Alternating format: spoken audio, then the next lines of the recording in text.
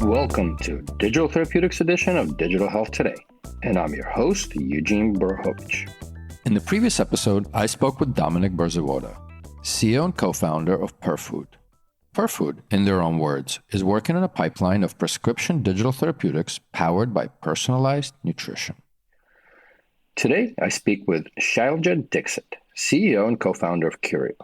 In their own words, Curio is a digital therapeutics company with tailor-made cognitive behavioral therapy programs for women across the cycle of life, encompassing age groups, physiological conditions, and social settings.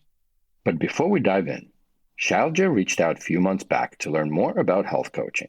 I was super excited to hear of a DTX company that I've never heard of before and was in stealth building some amazing products. I hope you enjoy my conversation with Shailja. Shailja, welcome to the DTX podcast. Been looking forward to having you on. And for all of our listeners, would love to hear a little bit of your introduction. And then one key thing here is to not forget about a fun fact about you, because we do want to get to know all of our guests. Thank you, Dean, and thanks for inviting us. Again, I've been listening to your podcast, and I'm really excited to be here as a participant. So this is really nice series. I am Shailja. I'm a physician by training, originally trained in India, but then have been in US for 25 years. Did my training here as well.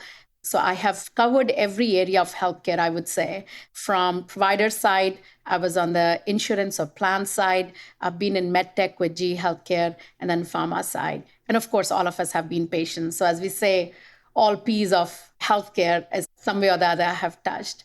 You asked about a fun fact. So one thing is I love to travel.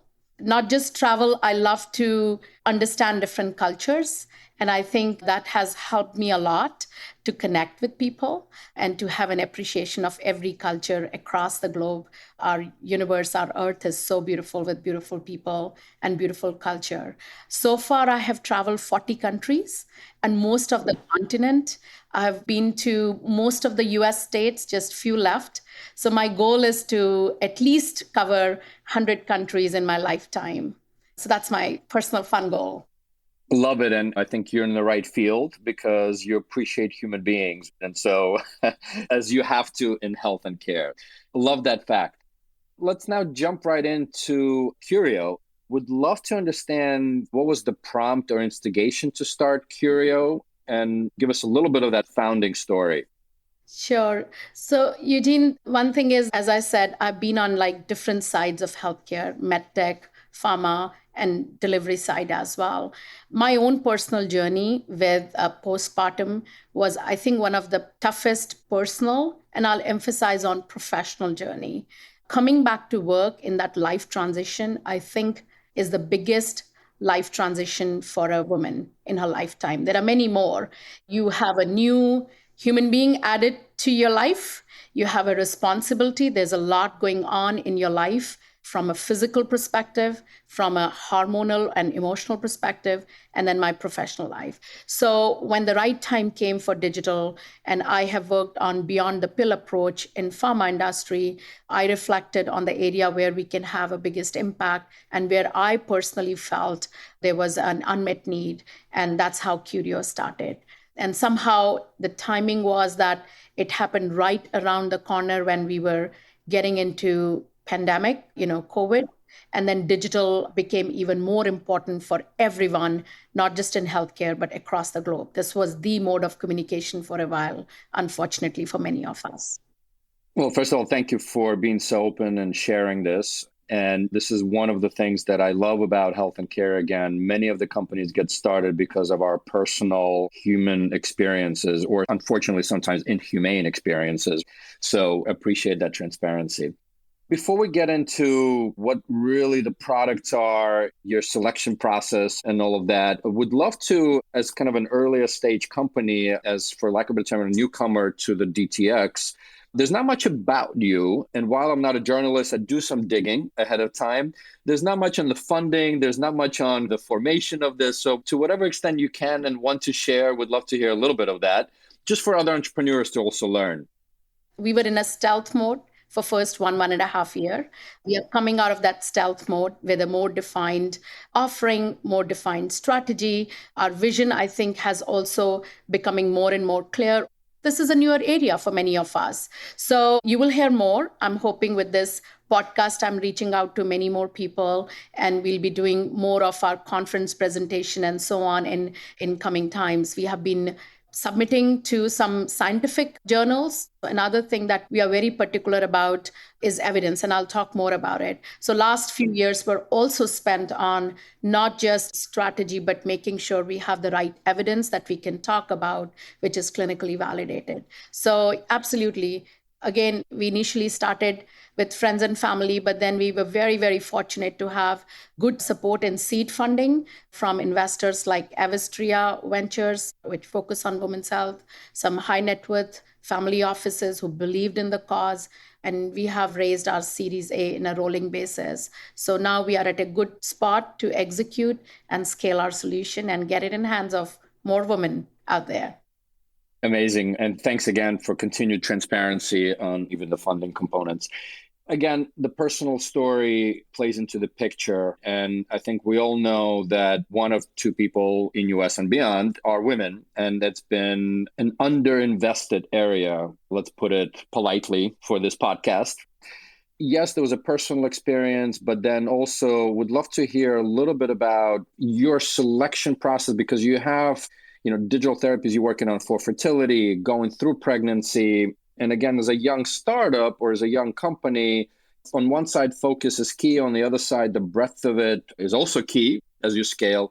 So wanted to hear a little bit more about your thinking on the specific areas, and also touch on what is that quote unquote experience of a woman using your product. You're 100% right. Like, women's health has been a neglected area. There are many neglected areas, but area which has really not been looked at. Again, I think we also felt that although there are other digital, there are some therapy approaches as well, but it has to be contextualized for women.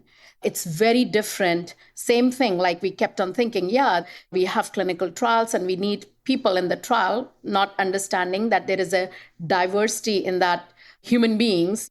Women have to be part of those clinical trials as well. So this is where the mental health component comes. It's an area, again, even more underlooked. You'll be surprised, women are twice to thrice more likely to get mental health condition than men. So add that layer of complexity, and every phase of their life, unfortunately, there are environmental or societal aspects, but there are also physiological aspects in women's life that make them more vulnerable to mental health. Another very important aspect is, Eugene, when we were looking at impact of digital, there is stigma component attached. In US, across the globe, there is a high degree of stigma, and it varies in other societies to talk about mental health. So digital provides a really good opportunity to destigmatize. You're meeting the patient where they are in their home when they want, without taking care of that stigma aspect as well. So we really very passionately feel about this impact factor that it can create across the globe. I'll just say one more thing. Another very important thing is that with digital, you can, to some degree, make sure that the science-driven interventions are available across the globe. So we are launching in India, sitting in India, and in US, can get to some degree the same science-driven aspects. Some variation is required from a cultural perspective and whatnot, but at least the science aspect can be uniformly delivered. Went across and talked. We also understood that many therapists are not trained so much, with all due respect. It's just about the nature of the training in particular population aspect, which is women here. So that's what we are providing as well, a more clinically validated, homogeneous platform that can be scaled, is affordable, can destigmatize mental health. Absolutely. And the crazy part to me is that as the pandemic hit us, as the world turns upside down, literally on a nightly basis, that there's still stigma around mental health. And so, appreciate every entrepreneur that's pursuing this. Maybe again, let's pick one product in your portfolio. I know you guys have been in development MVP for about 2 years or so. Maybe describe the journey of a woman, whether we're talking about your MamaLift product or Fairy Lift or Bella Lift. So pick one. But I think for our listeners, we'd love to hear a little bit about each one after that. Absolutely. So let me talk about our product, which is right now being commercialized and is in the clinics, MamaLift. Lift is a physical and mental lift. That's where the lift comes from. All of our products have a lift as a superscript in them. What we are trying to convey is it's going to lift your emotional well-being and so on. So the experience of the woman is once she gets to know about our product through her OBGYN, they will also be able to find it through a direct to consumer marketing campaign that we are going to launch in January. She gets on our platform, which is very simple, through a QR code, answers few questions, starts her journey. Now, important thing is it's a 5 or 8 week module, depending on the severity and where you are. It is personalized to some degree based on the intake questionnaire. So where the woman is, what are key concerns, our AI platform to some degree contextualizes and personalizes the journey. One very important thing is that all she has to do is interact 10 minutes. It's a guided journey. So think about it as a therapist in a box, which is guiding you every day and giving you a lesson or coaching every day through the digital platform. So 10 minutes, then there are interactive exercises to make sure, and I think this is a question for every digital, to make sure that it's an engaging journey. We have exercises which are augmented reality, a nudging architecture, gamification. So rather than making it like a lesson, we have made it in a very interactive game and engaging fashion throughout her journey. We do have clinical assessment because everything is clinically validated. So we provide clinical assessments on a twice a week, thrice a week basis to see where they are going. And the algorithm is able to escalate or de-escalate. So if she's not improving, and that will happen with some, we escalate it to their providers, OBGYNs, we send them a report. We will be adding coaches to make sure that they keep on track. And we also escalate it to therapists. We have some partnership with some therapist organization because I'm not saying that digital is the answer. It is one enabler to make things happen. We still need some human touch and enforcement from even their OBGYN. So it's a balance. That's the world that we are going to be in. Nothing can be completely fully virtual. Nothing can be completely only digital. That's the nature of medicine. You need a little bit of a human touch. You may need some face-to-face with your provider too.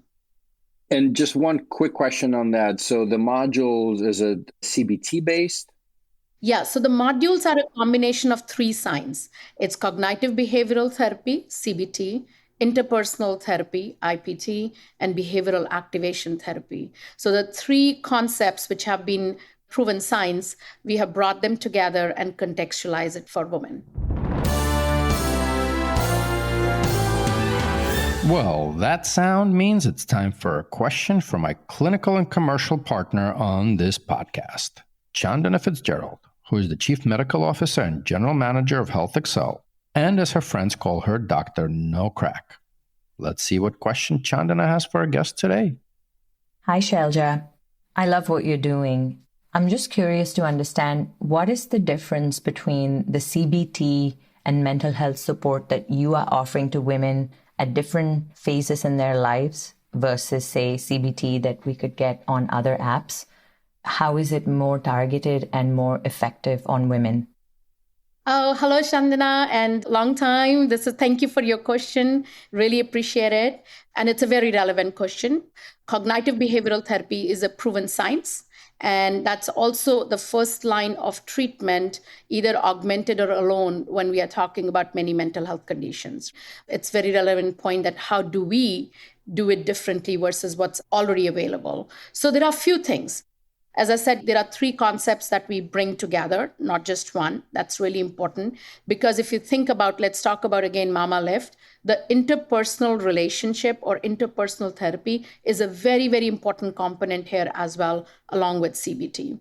The second thing is that in every aspect, it's contextualized for women. You can't talk about you are feeling low without talking about, oh my God, you didn't have a sleep because you have a baby who was colicky. or you are nursing mom and you have like only 1 hour of sleep span. That's the key difference. Till you address those life journey moments, we believe that the therapy will not be effective. So we have intertwined that empathy of what woman is going through, contextualize her journey, and woven it into the concepts of cognitive behavioral therapy. The intent was not to redo the wheel, which science has already proven as a backbone, but the intent was to make it more contextual and impactful for women. I'm going to hop in here. Good question as always, Chandana and Shailja. Thank you for that answer. But today, the MamaLift product, you mentioned you're already in clinics, and so the experience is a recommendation. But I'm also understanding that you are targeting to become a PDT, a prescription digital therapeutic. Maybe you can talk a little bit about why. I mean, on one side, being prescribed is great, but if you're already being recommended by doctors, fantastic. So we'd love to understand kind of your reasoning on PDT and going that route as well. Yeah, very nice question. So we will have both products, MamaLift, which we abide by Class 1 general wellness guidelines from FDA, does not require prescription, as you said, recommendation. We encourage them to be in contact with their providers. MamaLift Plus is a higher digital dose for more severe patients. It's actually a continuum journey. And those patients who are at a higher severity, we believe need more oversight from clinical staff. That's why the PDT journey. We didn't want to leave it at only low severity. We wanted to take it to the next extent. And then there is one more aspect beyond that, which is with medication, because some percentage unfortunately may need medication. So digital then becomes an augmentation possibly, but not only thing in that respect. So this is meant for a higher severity patient. Physicians are the best one to decide who go to the higher severity and if these patients need to be added a medication along with digital. It's a simple continuum approach that we are taking. I just love hearing the digital dose of a non-molecular, for lack of a better term, treatment drug. And I've been talking about active ingredients in digital versus active ingredients in molecular. So I'm sure we can go off on a tangent here for hours just in that alone, but we'll save that for a different time. I'm going to jump in a little bit because obviously, especially when it comes to PDT, evidence generation is absolutely key. And having a platform that, yes, on one side, let's call it more abiding by the wellness and the recommendation versus PDT. How do you go about generation of evidence and how are you thinking about this? Would love to hear more. So evidence, I think, is one of the key principles or pillars of our product. So we've talked about patient engagement and journey and contextualizing. We call that our first pillar. Our second pillar, I would say, evidence and clinical validity. And our third pillar is actually cybersecurity encryption. So these are three key pillars of our approach as we take our product. Evidence generation can take long for a new startup company or a small company. If we are looking at clinicians to adopt it, then it's really important to have evidence. So we wanted to make sure what we are saying and we can stand behind that with data. So both of these are slightly different evidence generation approach just because of the nature of the audience who are going to look at this. FDA or regulatory body versus publications. But they are both high quality. For example, for our wellness product, MamaLift, we have registry where we constantly collect de-identified data. We also did some IRB approved studies and we submitted and we are constantly publishing that data. For our DTX product or PDT product, prescription digital product, we have double arm, like controlled studies, randomized controlled studies done in a classical randomized control fashion. But the beauty of digital is that we don't need to have a center-based enrollment. We can do an online enrollment, but we are collecting more and more data in a randomized control fashion. So that's the key difference, I would say. Again, we are not going to stop because I don't think so. Digital is one time. There is so much that we'll keep on learning. That's the beauty of digital. As patients interact, there could be subtypes of patient, cultural differences. So our goal is to actually be on a journey on an ongoing basis to keep on collecting evidence. We have done 7 clinical trials so far. large, small, 1-year trial, usability studies, and we are going to launch another one in January. There are 2 more studies that will be coming as well next year. So it's going to be a journey for us. We strongly believe in that. Amazing on the studies and amazing as a pipeline, again, from more health and wellness recommended to prescription digital therapeutics. So love to hear this, and all accomplished in about 2.5 years. So kudos on that as well. We're going to take a quick break and be right back with Shailja Dixit, CEO and co-founder of Curio. Let's jump into commercialization. You mentioned earlier in our discussion, you're in some clinics.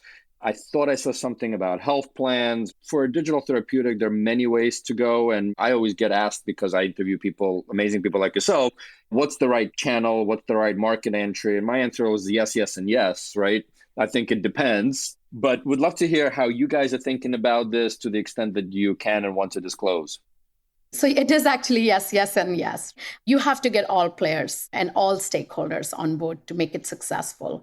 Now, the challenge happens is that as a smaller or starting this journey, how many channels you can look at. So definitely providers have been important because they are the one who are going to recommend. We also have a provider portal. So we, through a secure channel, can send the report to a provider how patient is doing. This is even more important in our PDT category, where we are able to send the report. So providers have been always important. So that channel will always be there. We are already in few hospital systems, and we are looking at more, actually, I think 3-4 more next year that we will add.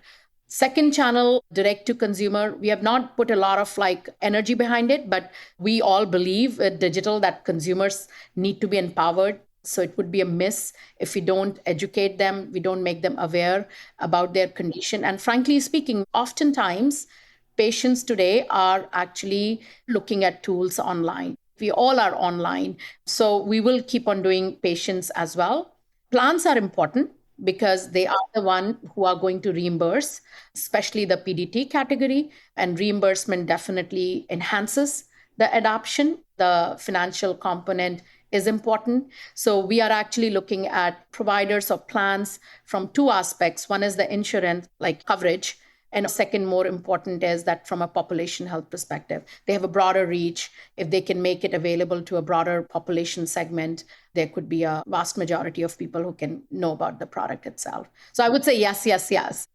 Yeah, maybe just a quick follow-up. And I guess sounds like you're prioritizing the providers, because at the end of the day, people are walking into hospital systems with any potential complications, God forbid, like other things. So you're prioritizing that along with that education, because in many times I ask the question, especially if you're going for the PDT route, how do you ensure that the providers, the clinicians, are even aware of you?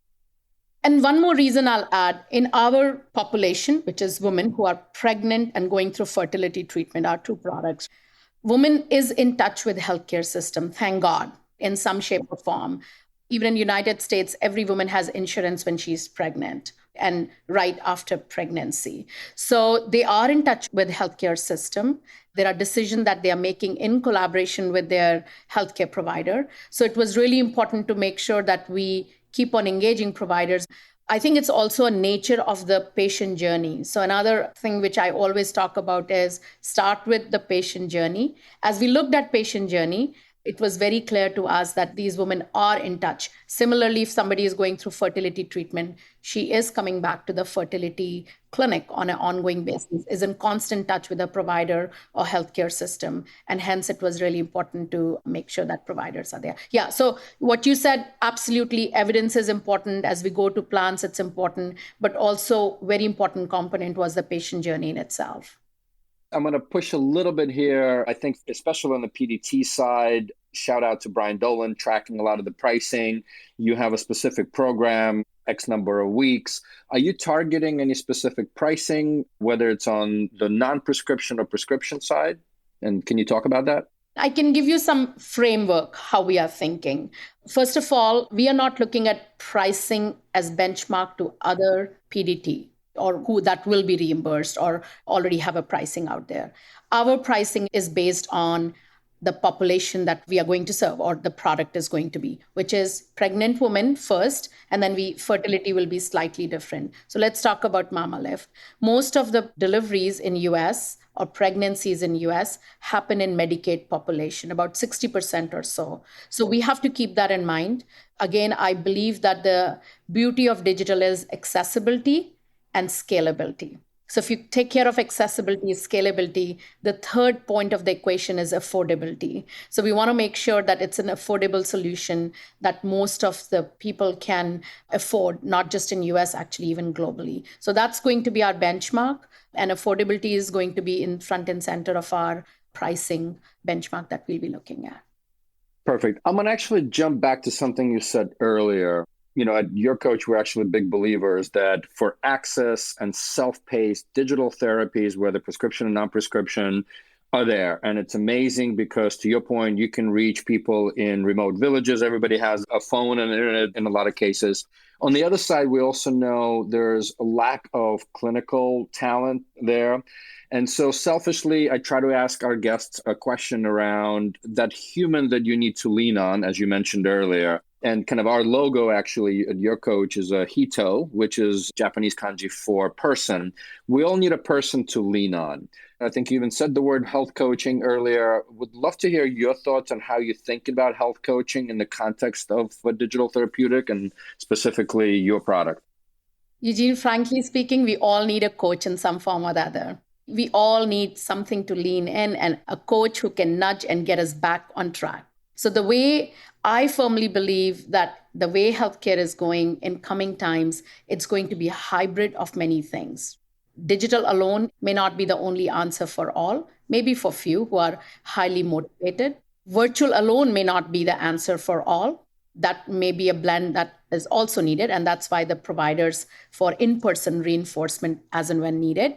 And here, I think coaching plays a very, very important role to keep people motivated, answer any of their questions, and keep them encouraged to continue their journey. Because one thing which none of us want, especially from pharma, who we all come from, non-adherence, non-compliance. And I think coaches can play that very important role to make sure that they answer questions and keep people back on track. We do have many technology aspects built in, like we have a nudging, we have an avatar. She's a digital coach, but then there is a human coach. I think that's needed as well on top of that. One very important thing that you have mentioned, coach and then therapist and then OBGYNs, they all fall in spectrum and continuum. The beauty of digital and coach again is this can be a homogeneous, scientifically based discussion at a certain clinical standard that can be delivered all across US, all across globe. And coaches falls in the same category. Therapist, again, you have to have state-by-state licenses and many more things. What I'm looking at for coaching is that it follows the same kind of scalability aspect as digital. So I think it's a very beautiful blend. Love it. We always try to ask an advice from our guest. And as a clinician yourself, I think I'm going to ask you, what advice would you give to clinicians that are in the front lines, that are working with women? I'll kind of pause here, but would love to hear your advice to clinicians. So first of all, I'll say advice rather than a request. My request to my colleagues and clinicians would be that think about the next generation. Even today, the patients are going to be digital. We talk about this term like digital front door, but the fact is that whenever we have a query, a question, or anything, the first thing we do is pick up our phone and digital. If you want to call it in a simpler sense, digital front door. We all have our own digital front door for everything. This is the nature of where we all are heading. It's not a bad thing. There is a vast information available out there. So, and I know many of my colleagues often talk about this fatigue. Patients come with queries with Google, and we even used to do, Dr. Google has given you this, let's talk about that. But there are tools which are validated clinically, a lot of digital tools or DTX. I think they need to embrace that. Historically, I've spent a lot of time in early days of electronic medical record. Healthcare is the last one to adopt technology in many ways. And it's not actually a bad thing, frankly speaking, because You're talking about somebody's life, health. They need to make sure that there is enough evidence. But once you see the evidence, I think I would request clinicians to consider using more and more digital tools and use their judgment there. That would be my request to all of clinicians out there. And I love your reframing advice versus request. So that's a first for this podcast. Great. We started with you and would love to end with you. Would love to hear what gets you, Shailja, up in the morning. Many things, actually. I am excited about the possibilities that we are seeing. I'm excited about the next generation of tools that we are seeing out there. I won't say it's a good thing, but with pandemic, we all have understood that digital is important. And that's what I'm excited about, that maybe we saw a fast track adoption of digital in last 2-3 years. And that's what keeps me up in the morning. Like, I didn't talk about this, Eugene. I have served in very, very underserved area where there was literally no electricity, forget about internet. And I am looking at this next phase of my life where hopefully that reversal can happen and we can have an impact in many lives across the globe. That's a beautiful way to end this episode. Thank you, Shailja, for making the time, and we learned a lot today. Thank you, Eugene, for inviting us, and thank you, Chandana, for all those questions. Really appreciate it. Thanks for tuning into the Digital Therapeutics edition of Digital Health Today, a production of Mission-Based Media. Be sure to subscribe to this podcast on your favorite podcast player so you're automatically notified each time I speak with one of these amazing leaders and trailblazers who are forging the path for digital therapeutics. If you'd like to learn more about Your Coach Health or Health Excel, you can find the links to this and more in the show notes for this episode. I'm Eugene Borohovich, and catch you next time.